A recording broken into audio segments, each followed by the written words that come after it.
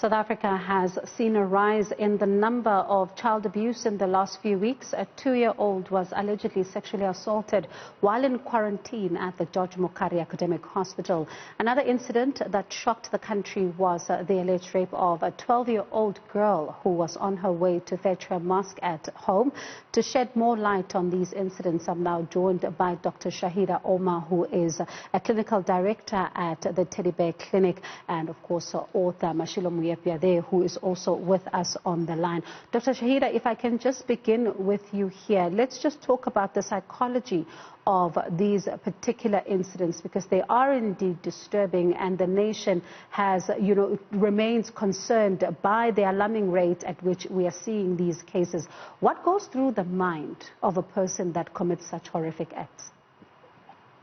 Well, I think what we need to understand that it is somebody that has no empathy, cannot feel or identify with the pain of the victim, somebody that is not in a position to show regret or remorse. So I think we have to be very clear that these are people who are devoid of emotion and people who obviously do not have a regard for the next person.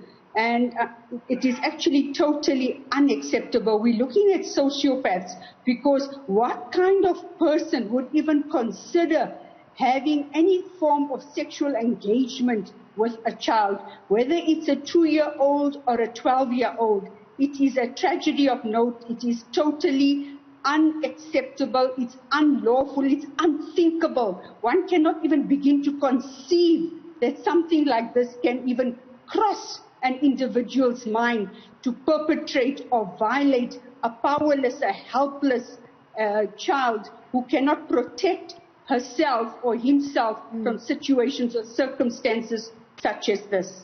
And Mashilo, I'd like to bring you into this discussion as well. From what Dr. Shaheda is saying, it is in fact concerning that we are talking about people here that have, are said to have no emotion and no regard of the next person. Let's look at the history here, and you do work with men as well. Could there have been something that has happened in their past that may have, gotten them to the point of not caring about anybody, because these incidents are really horrific? Bonnie, with the incidents, they are saddening to say the least. But let me contextualize my input. I speak as a product of rape. So I speak from a point of somebody who was born out of the brutality that we are seeing in our country. But I also speak from a point of a man who, in his own brokenness, went on at one point or another in his life to abuse power, rank, and privilege. Condemnation is right. We have to condemn the acts that we are seeing in our country. But I think we need to understand that ours is a fertile ground for some of the horrific incidents that we are seeing in our country. That our boy children grow up fatherless, they grow up without mentors, and they grow up with deep sense of hatred and anger that sometimes perpetuate some of the crimes that we are seeing. So at no point are we excusing what has happened. But I recently penned an open letter to the president to say, structural reform in our country on the criminal justice system is great. However, it does not begin to address the root cause, which is the brokenness that started at a very early age that gives rise to some of the brutality that we are seeing in our country. And I think we are making very little investment there in the boy children, because by the time they are grown-up men, it is a little bit too late to try and mold them to really be positive contributors in society. Dr. Omar, should we really be looking at the underlying factors here, as Mashilo is suggesting, or is there more at play? So no act or response can justify or condone this, regardless of adversity of circumstances, because these are orchestrated, premeditated actions that are violating children who are absolutely powerless and helpless, who cannot protect themselves. So yes, there might be underlying, unmet, unresolved issues, conflicts, and adversities in their lives, but one cannot begin to justify it. One cannot accept it, because this is a heinous crime which can have lifelong implications and affect the trajectory of this child and many other children, and impact on society as a whole, because we are sending out very strong signals and strong messages. And if we begin to justify, we need to separate the person from the action.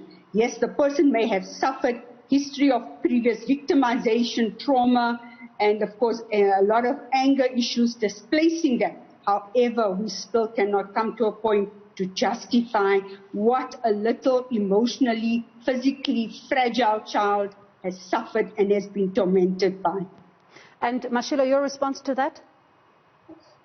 I think if we step into the little girls who have suffered the abuse that we've seen in the past couple of days, jump to 20 years from now and imagine the life of that young girl. You will know that that young girl will carry, possibly throughout their adult life, deep scars and memories that may be horrific in terms of what they have suffered. I want to juxtapose that to the same thing where boy children are concerned. I was sexually, physically, and emotionally violated as a young boy. And it is that sense of, lack of self-worth and deep anger that contributed to some of the things that I went on to do. They may not have been declared crimes, but they were definitely wrong and were perpetuating the society where men abuse power, rank, and privilege. So I'm by no means excusing it.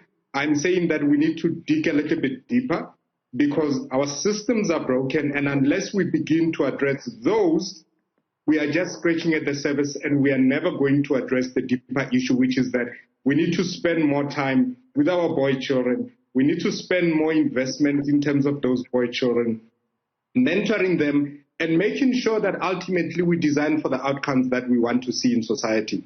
So I'm by no means disagreeing with Dr. Shaheda, but I'm saying that there is a deeper investment that needs to be made. We talk about restorative justice, and I believe in restorative justice, but I think it's a little bit too late when we address men who've already perpetuated these crimes or committed these heinous crimes. And Dr. Shaheda, I want us to look at another dimension here. You deal with children, and some of these children may have committed acts that are quite undesirable. What do some of these boys, when you speak to them, as the Teddy Bear Clinic, tell you is behind what, they could be doing here? So in our clinical experiences, what some of these children have highlighted, yes, a history of victimization, not necessarily sexual abuse or sexual victimization. A lot of them have been subjected to physical abuse, emotional abuse, and witnessed a lot of violence where they've been exposed to domestic violence and neighborhood violence, and of course substance abuse where there's been both drugs and alcohol abuse. And a lot of the children have come forward with interventions, have realized that there are other mechanisms and ways of dealing with what they've been exposed to. So we do believe that we cannot expect that every child that has been abused or has had an adverse experience is going to go on to become a victimizer, because there are many children who have been victims but are not perpetrators of violence. And I do agree with Mashilo that we need to look at both the boy child and the girl child, because both are victims and potential victims, and both have been subjected to trauma. So we need to look at our messaging rather differently. We continue our discussion that is looking at some of the horrific incidents that we have been seeing around children. And on the line, I still have Dr. Shaheda Omar and, of course, an author, Mashilo Moepya. They're talking to us just about, some of the underlying issues here.